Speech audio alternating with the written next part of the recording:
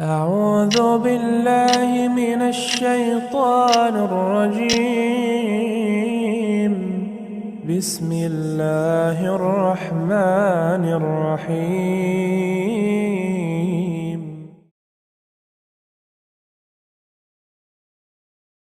Bismillahirrahmanirrahim. Assalamualaikum warahmatullahi wabarakatuh. Innalhamdalillah nahmaduhu wa nasta'inuhu wa nastaghfiruh wa na'udzu billahi min shururi anfusina wa sayyiati a'malina. May yahdihillahu fala mudilla lahu wa may yudlilhu fala hadiya lahu. Asyhadu an la ilaha illallah wahdahu la syarika lah wa asyhadu anna Muhammadan abduhu wa rasuluh. يقول الله تعالى يا أيها الذين آمنوا اتقوا الله حق تقاته ولا تموتن إلا وأنتم مسلمون. وبعد يا معشر المسلمين jemaah Masjid Assalam, Bapak-bapak, para sepuh yang saya muliakan, hadirin yang saya hormati, rahimani wa rahimakumullah. Alhamdulillah kita dimudahkan kembali oleh Allah Jalla wa'ala untuk berkumpul di majelis taklim seperti ini. Ya, dan mari kita sadari ini adalah salah satu dari sekian banyak karunia dari Allah Subhanahu wa taala. Dengan kita dimudahkan, diberi hidayah oleh Allah untuk mau dan bisa belajar agama. Itu nikmat. Apalagi di masa ini hadir. Di masa yang begitu banyaknya fitnah, ujian dan cobaan. Masa zaman kondisi yang sangat membutuhkan bekal, ya, membutuhkan kemampuan untuk melihat dengan jernih mana yang layak untuk kita lakukan, mana yang tidak layak untuk kita lakukan, kita ikuti atau tidak kita ikuti. Makanya para ulama semisal Syekhul Islam Ibnu Taimiyah itu pernah mengatakan a'zamul karamah luzumul istiqomah. Ya. Karomah yang terbesar di saat ini itu adalah istiqomah. Ya. Karomah yang terbesar saat ini pada seseorang itu adalah ketika dia istiqomah. Nah, dan istiqomah itu atas izin Allah tidak akan bisa kecuali dengan ilmu agama. Maka jemaah yang saya muliakan dan saya hormati, mari kita konsisten untuk terus belajar, membekali diri dengan ilmu agama. Baik, salawat serta salam mari kita awali dengan memanjatkannya bagi junjungan kita Nabi besar Muhammad sallallahu alaihi wasallam. Kita berkumpul kembali setelah sekian waktu kita libur, ya, dan sudah 2 pekan ya dari Hari Raya Idul Fitri yang telah kita lewati. Selamat Hari Raya Idul Fitri 1447 Hijriah. Semoga seluruh amal ibadah kita diterima oleh Allah Subhanahu wa taala.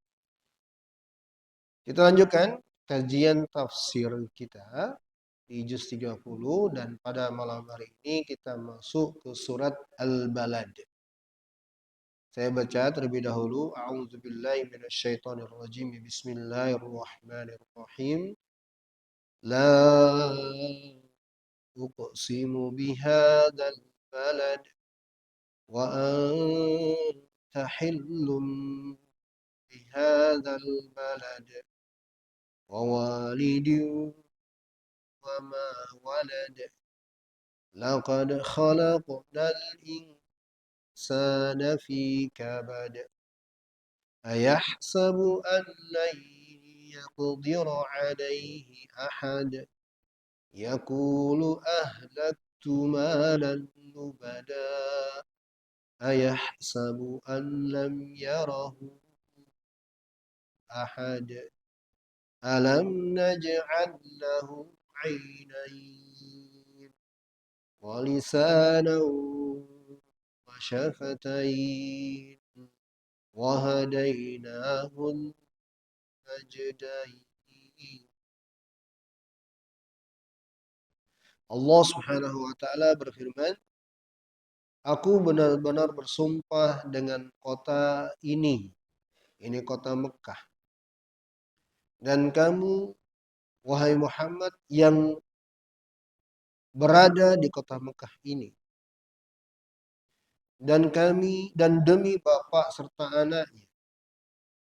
Sungguh, kami telah menciptakan manusia berada dalam susah payah.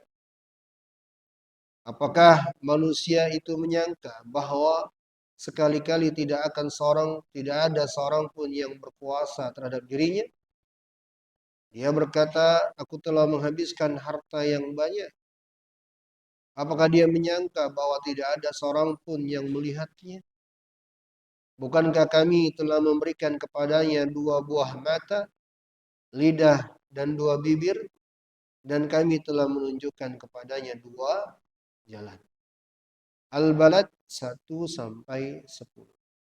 Baik, ini insyaallah taala yang mulai pertemuan ini kita akan bahas tafsir berupa pelajaran dan faidah sesuai yang diterangkan oleh para ulama terhadapnya insyaallah taala. Surat ini disebut dengan surat atau diberi nama dengan surat Al-Balad yang artinya adalah sebuah negeri. Dan yang diinginkan adalah kota Mekah.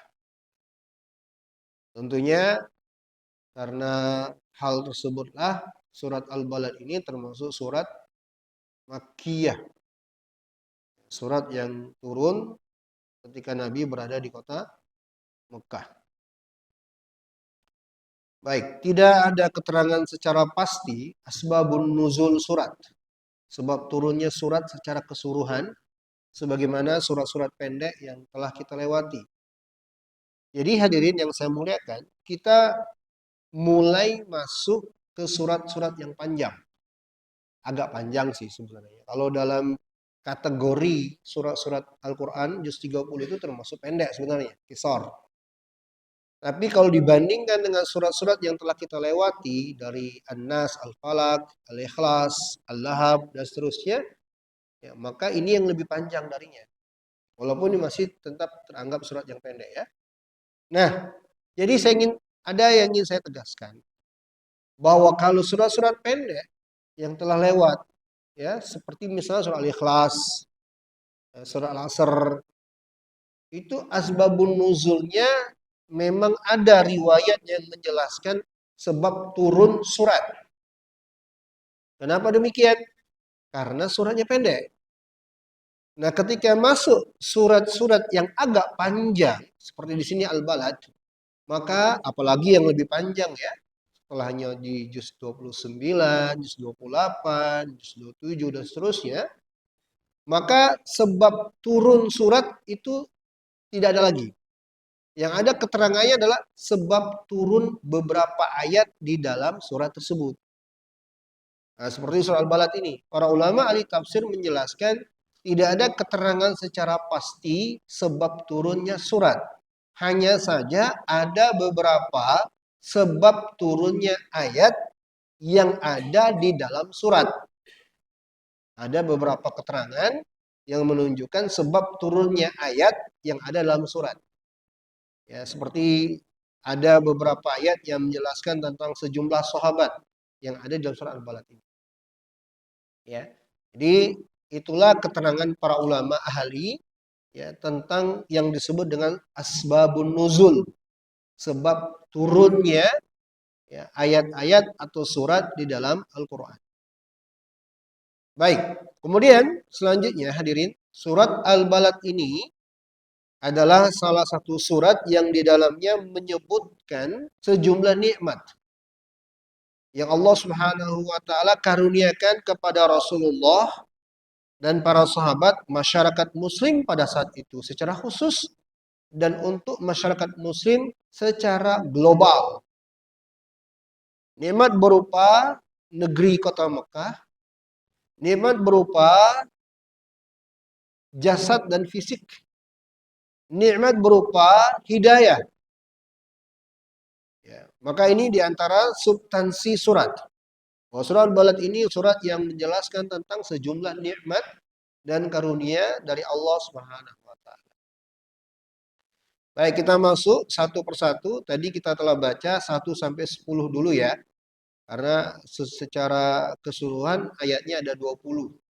Kita baru baca 10 dan itu pun tafsirannya kita hanya mungkin di setiap pertemuan kita bahas 1 atau 2 ayat dulu untuk mengambil pelajaran-pelajaran yang ada di dalamnya. Dan saya juga ingatkan kembali hadirin, kalau kita berbicara tentang Al-Quran, maka kita seakan-akan berada di sebuah lautan yang tidak ada tepian.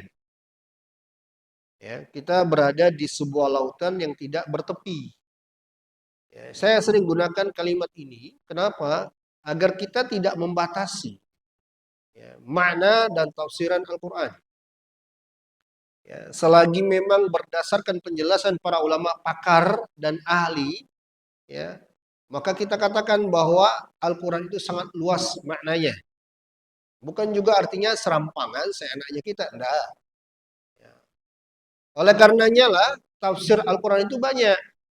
Ada tafsir Ibnu Katsir, ada tafsir Tabari, ada tafsir Al-Qurtubi, ada tafsir Sa'di, ada tafsir sekian banyak tafsir. Waul Bayan dan seterusnya. Ya. Oleh karenanya lah kita di sini majelis kita mengungkap pelajaran-pelajaran kadang untuk satu pertemuan hanya untuk 1 ayat. Jadi jangan heran hadirin. Kenapa Ustadz cuma 1 ayat pertemuannya kok panjang sekali? Begitulah Al-Quran. Ya, sebenarnya bisa memilih mau pendek, mau sedang atau mau panjang, bisa memilih. Ya, tapi kita di sini mengambil pelajaran secara komprehensif. Kita berusaha mengambil pelajaran dari berbagai sisi.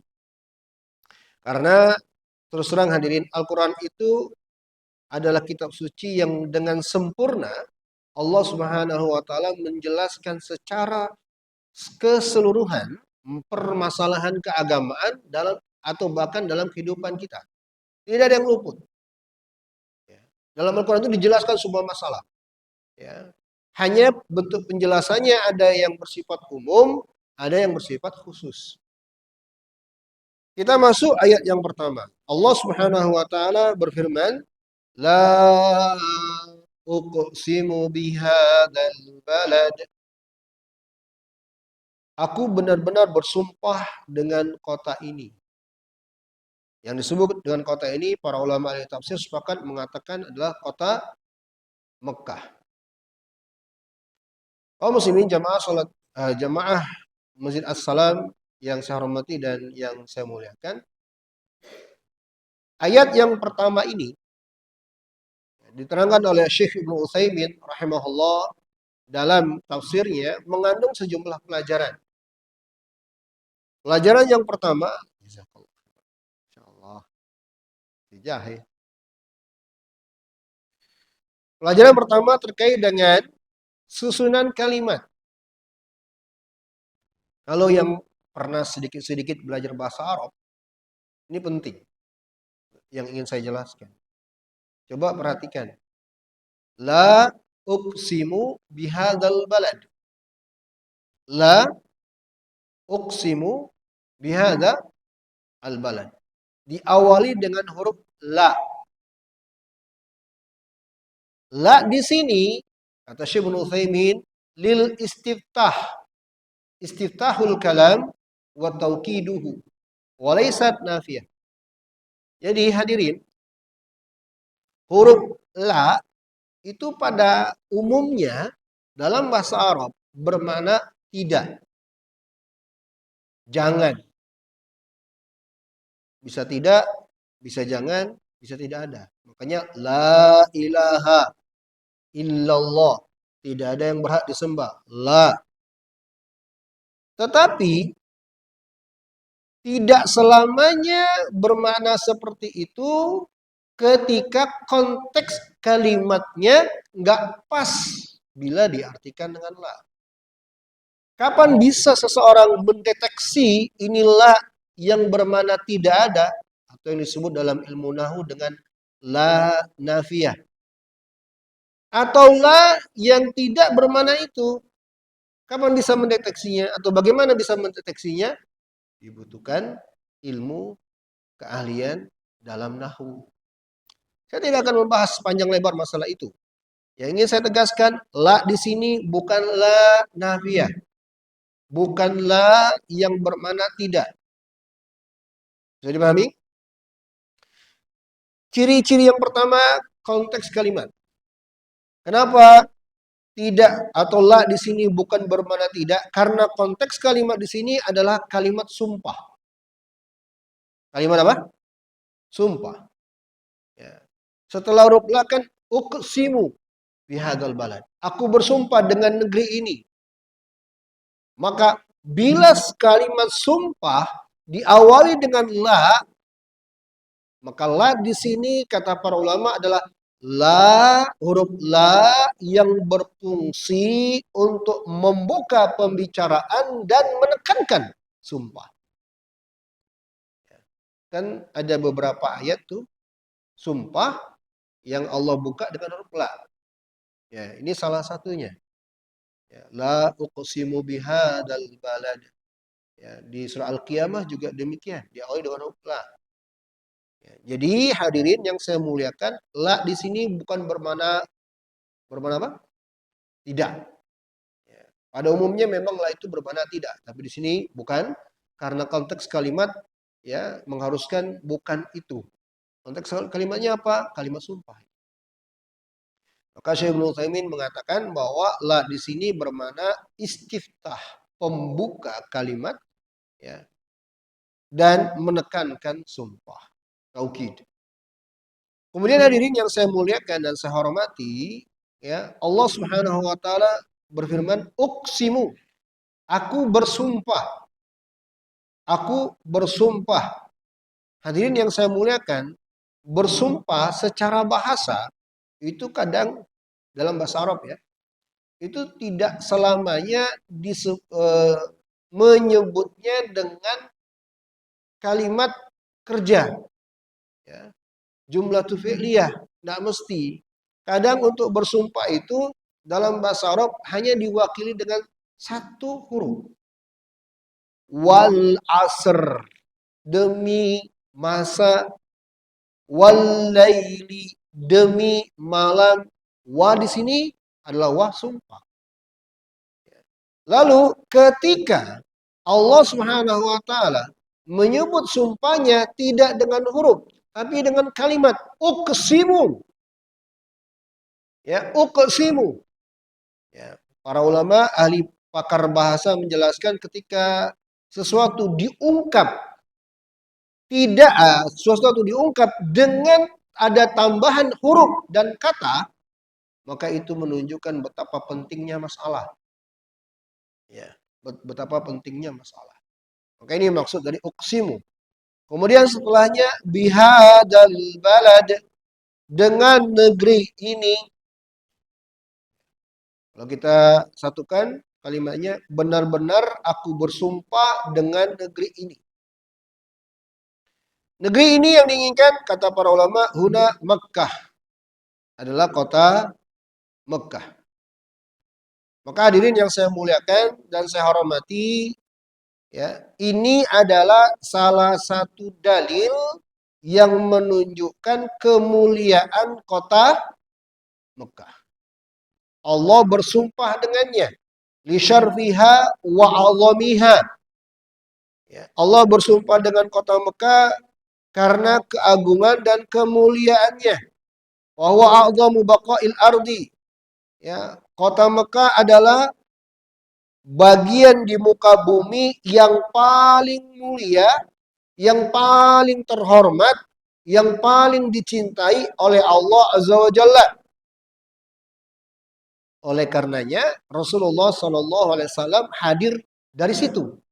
Sayyidul Anbiya wal Bashar, memimpin para nabi dan rasul, manusia seluruhnya. Maka wajar bila Allah bersumpah dengannya. Ya. Jadi Allah bersumpah dengan kota Mekah. Demi kota Mekah. Demi kota Mekah. Sekarang saya tanya, menguatkan dan ini pernah kita pelajari dan selalu saya ulangi. Jamaah yang saya muliakan. Bolehkah kita juga bersumpah dengan kota Mekah? Boleh tidak? Kalau kita mau bersumpah lalu kita mengatakan demi kota Mekah saya tidak akan begini begitu. Boleh tidak? Kenapa tidak boleh? Ayo barakallahu fiik. Jadi hadirin yang saya muliakan, bersumpah dengan menyebut selain nama Allah itu hanya Allah yang boleh. Ya, itu pun karena Allah ingin menyebut makhluk-makhluk ciptaannya yang mulia. Ya, itu tujuannya sebenarnya. Allah bersumpah dengan makhluk-makhluk ciptaannya karena Allah ingin menyinggung dan mengisyaratkan kemuliaan makhluk-makhluk tersebut. Tidak lebih dari itu. Bukan karena kemuliaan makhluk yang lebih dari kemuliaan Allah, bukan. Adapun kita, maka sekali-kali tidak boleh kita bila mau bersumpah menyebut nama selain Allah. Tidak boleh. Dengan tegas Nabi kita Nabi besar Muhammad sallallahu alaihi wasallam bersabda, "Man halafa bi ghairillahi faqad kafar au asyrak." Dalam hadis yang sahih Rasulullah bersabda, barang siapa yang bersumpah menyebut nama selain Allah, maka kufur atau telah terjatuh ke dalam perbuatan syirik kepada Allah. Kufur. Tidak boleh.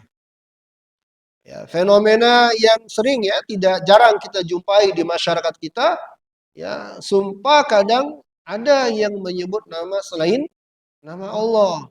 Semisal apa? Demi Allah dan demi Rasulullah, itu kufur. Nggak boleh diserikatkan Allah, tidak boleh diduakan Allah. Kalau yang bersumpah hanya cukup menyebut nama Allah saja. Ya. Apa sih pelajaran dan hikmahnya? Hadirin, kalau ada yang ingin bersumpah, lalu dia ingin menyebut nama sesuatu, pasti dalam rangka menekankan apa yang dia ingin sumpahi tersebut, dan karena dia memuliakan yang ingin dia sebut namanya itu. Dan ini termasuk berlebih-lebihan. Makanya hukumnya kufur dan kesyirikan. Ya. Ini tidak boleh kalau dalam sumpah apapun selain nama Allah. Ya, apakah demi amanah, demi jabatan, ya, apapun itu tidak boleh. Hanya boleh nama Allah. Atau nama-nama Allah yang banyak itu atau sifat-sifat Allah. Ya. Baik, ini hadirin yang saya muliakan dan saya hormati terkait dengan secara bahasa untuk ayat pertama ini.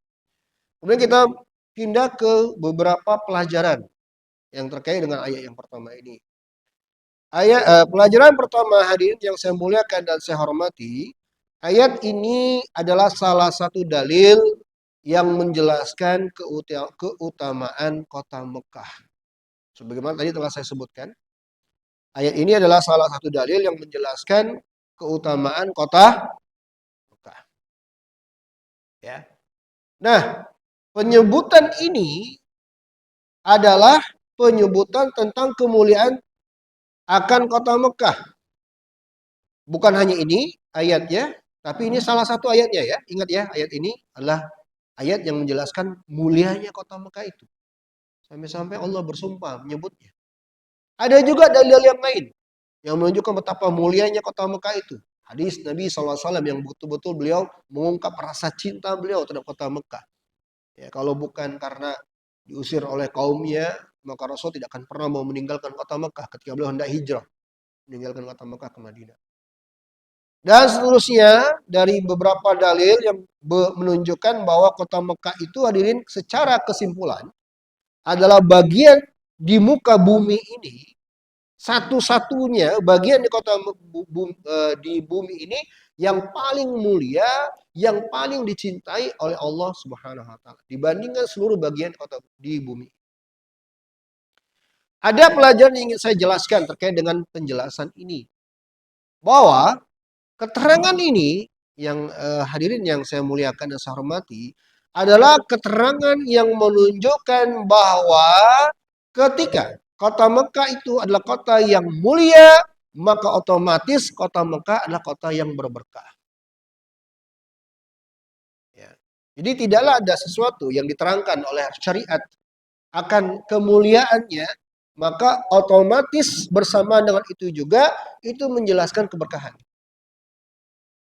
Nah, berbicara tentang keberkahan, banyak yang salah kaprah dalam masalah keberkahan. Contohnya terkait dengan kota Mekah. Terlalu banyak yang salah kaprah. Betul, kita meyakini sepakat kota Mekah kota yang mulia. Bumi di kota Mekah itu bumi yang mulia. Makanya dalam bahasa masyarakat secara umum, tanah suci Mekah. Ya. Penyebutannya tanah suci kota Mekah. Walaupun penyebutan tanah suci ini ada kritisi oleh sejumlah ulama. Tapi sebenarnya penyebutan itu dalam rangka menerangkan bahwa berberkahnya kota Mekah. Betul, kita sepakat akan hal itu. Tetapi banyak yang salah kaprah dalam penerapannya. Karena termotivasi yakinnya berberkah kota Mekah, lalu ada yang berbuat melakukan tindakan yang melampaui batas atau tidak sesuai dengan tuntunan syariat ini dan itu karena tadi motivasinya meyakini berkahnya kota Mekah. Misalnya apa? Ada yang umroh atau haji bela-belain bawa tanah kota Mekah sampai tanah air. Pernah dapetin nggak itu? Pernah tahu nggak? Ada jamaah yang umroh atau haji yang bela-belain bawa tanah kota Mekah. Ya. Bawa tanah kota sampai pulang. Ya. Apakah hal ini benar? Nah ini yang saya bilang tadi, salah kaprah.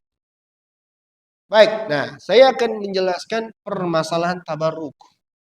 Nah, ini masalah penting ya, hadirin yang saya muliakan dan saya hormati.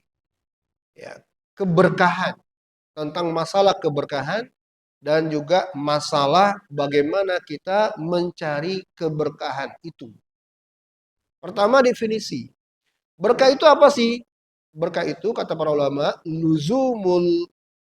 khair, luzumul khair fi syai'. Atau definisi yang lain para ulama mengatakan berkah itu adalah ya, khairul ilahi fi syai'. Yang namanya berkah itu artinya adalah tetapnya kebaikan pada sesuatu.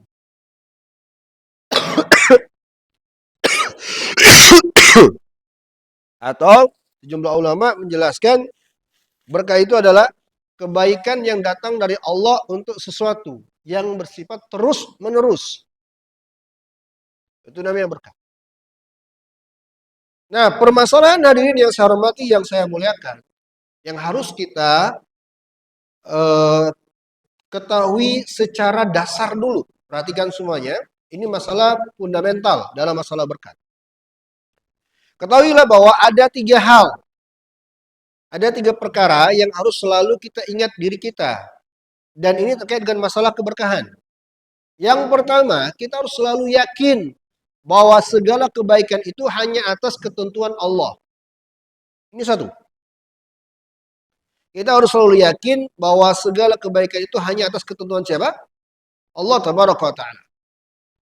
Yang kedua, adanya kebaikan pada sesuatu yang Allah tetapkan itu hanya atas kehendaknya, bukan atas kehendak makhluk. Ini poin kedua yang harus selalu kita ingat. Adanya kebaikan pada sesuatu itu hanya atas kehendak Allah, bukan kehendak makhluk. Masalah keberkahan, kadang ini salah di poin kedua ini. Ya. Memaksa-maksakan meyakini sesuatu ada berkahnya, itu kadang hanya atas kehendak seseorang. Ini nggak benar. Ya, kita harus yakini bahwa kebaikan yang Allah tetapkan pada sesuatu itu hanya atas kehendaknya, bukan kehendak makhluk. Saya pernah menyinggung masalah mukjizat. Ya, mukjizat yang ada pada para nabi dan rasul. Mukjizat itu kan termasuk perkara yang luar biasa kebaikannya ya dan di luar keumuman yang Allah tampakkan pada nabi dan rasul untuk menguatkan risalah. Saya tegaskan waktu itu bahwa mukjizat itu hanya berdasar kehendak Allah.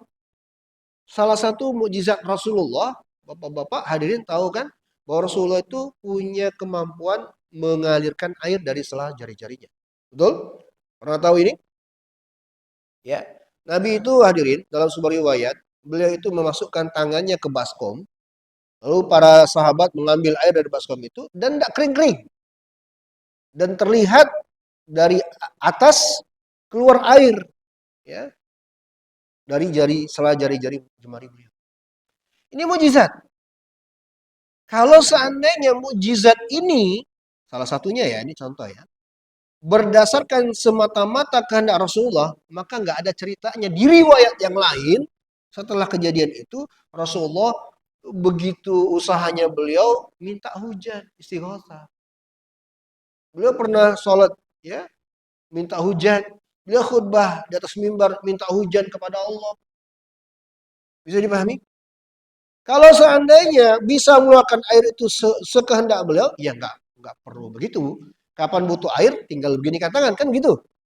Maka inilah bukti bahwa yang namanya mukjizat itu bukan atas kehendak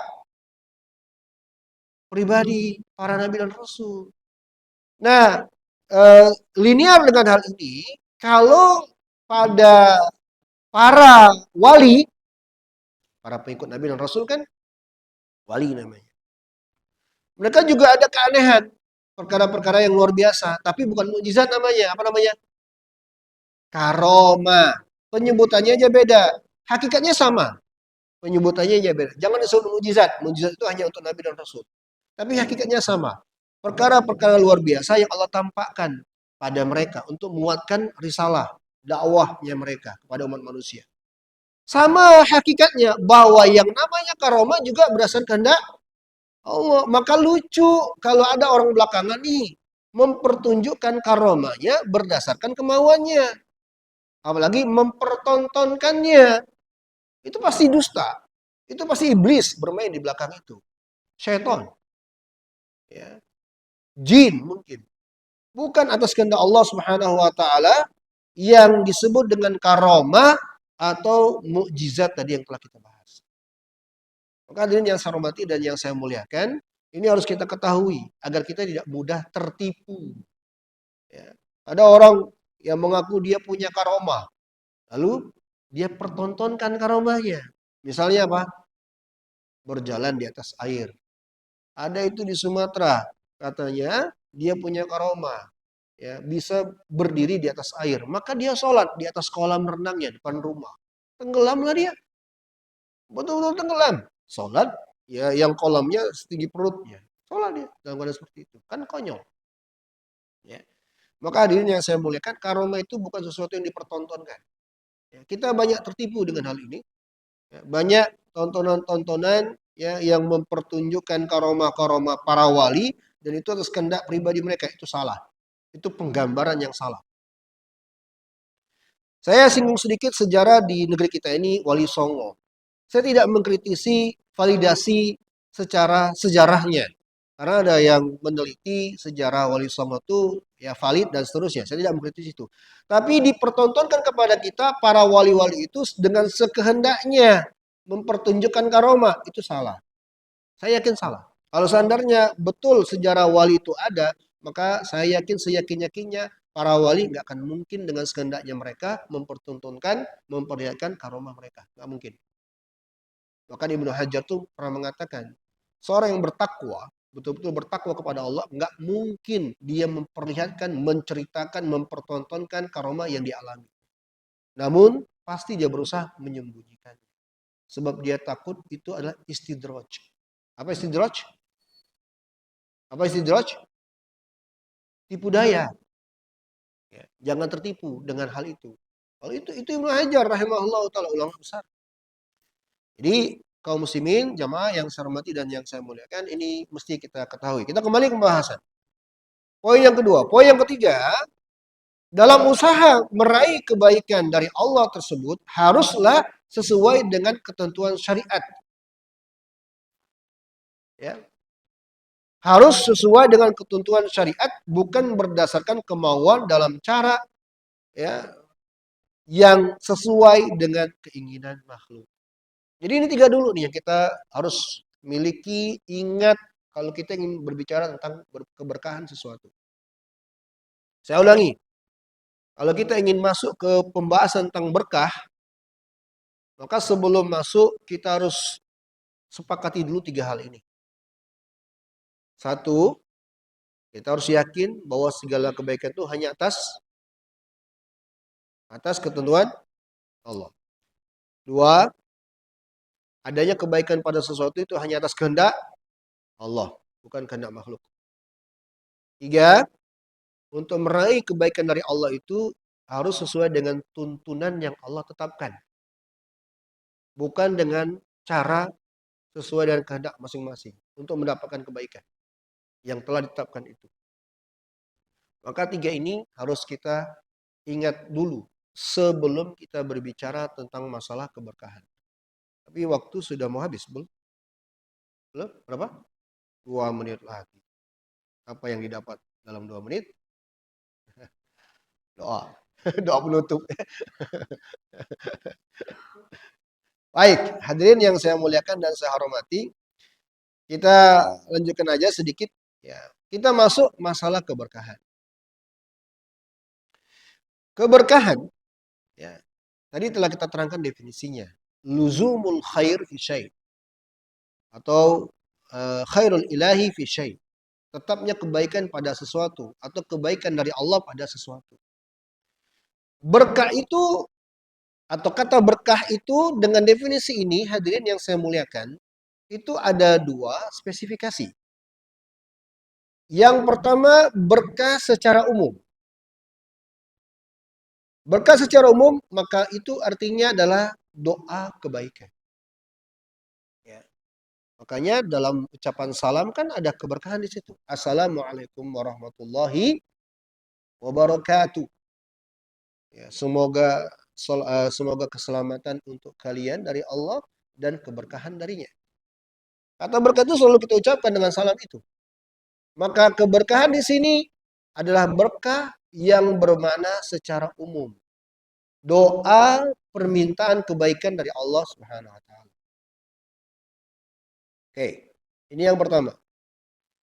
Kategori yang kedua atau spesifikasi yang kedua, kata berkah yang ya, tetapnya pada sesuatu kebaikan. Ya. Adanya pada sesuatu yang teryakini ada kebaikannya dan mengandung kebaikan dan bahkan bisa mengalirkan kebaikan kepada yang lain. Nah, untuk yang kedua inilah butuh pembahasan. Perhatikan, untuk yang kedua ini butuh pembahasan. Inilah keterkaitan kita dengan tafsir ayat yang pertama. Itu berkahnya negeri Mekah, kota Mekah. Kita menetapkan dengan meyakini kota Mekah itu kota yang mulia, ya, dicintai oleh Allah. Otomatis kota Mekah lah kota yang berkah. Berarti kita menetapkan adanya kebaikan pada kota Mekah. Kalau yang seperti ini butuh pembahasan. Ya. Harus ada pembahasan. Tidak boleh sembarangan. Mengingat 3 poin yang telah kita bahas tadi. Bisa dipahami ini? Karena waktu membatasi, saya cukupkan sampai di sini. Insya Allah kita akan lanjutkan di pertemuan yang akan datang. Barakallahu fikum. Ada pertanyaan barangkali? Mungkin sebatas ini dari hadirin? Tidak ada?